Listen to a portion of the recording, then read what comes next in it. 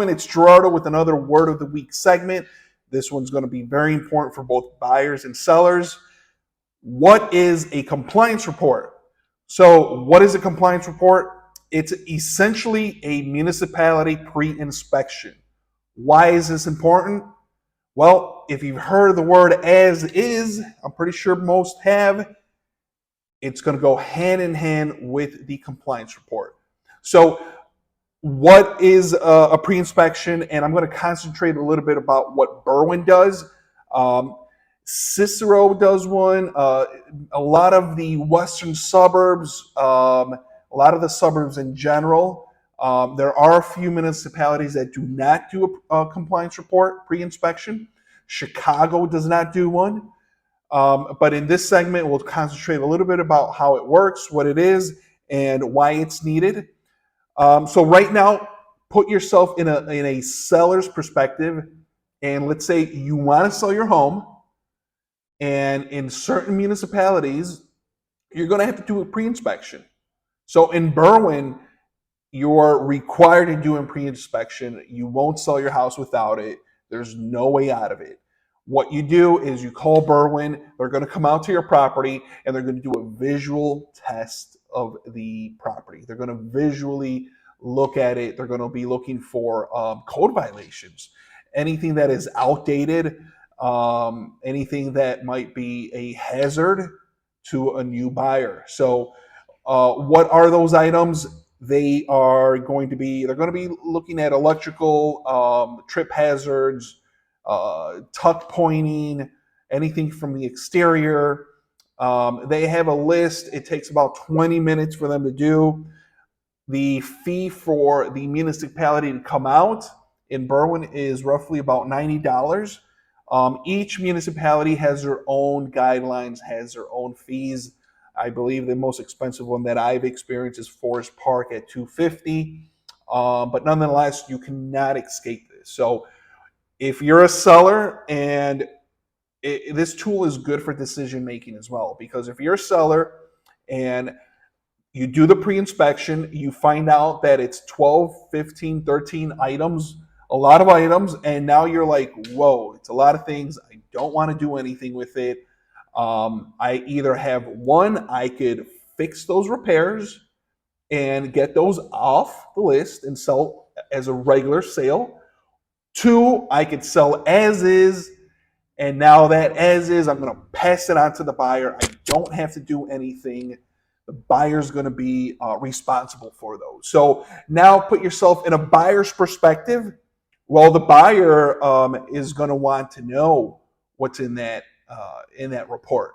So when you're out house hunting and you see a property, and I see that it's sold as is, I always coach and I always let my buyers know that before we go check that out, I'm going to reach out to the other agent.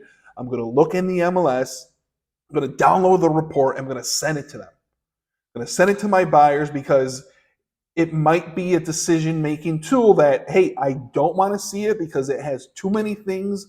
I don't want to deal with it. Don't have the money. Don't want to, just don't want the headaches. So that's perfect. That's good. You're making decisions. So that's going to be the important part of it. If my buyer says, absolutely, I'll take on the repairs, I will take those repairs into consideration when I make an offer.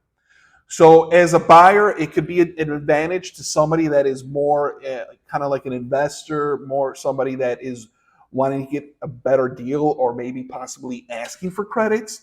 And that's a whole different topic. We could talk about those negotiations a lot later.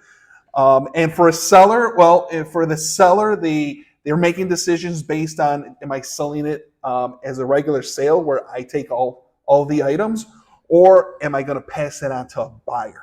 So that's why I say they go hand in hand.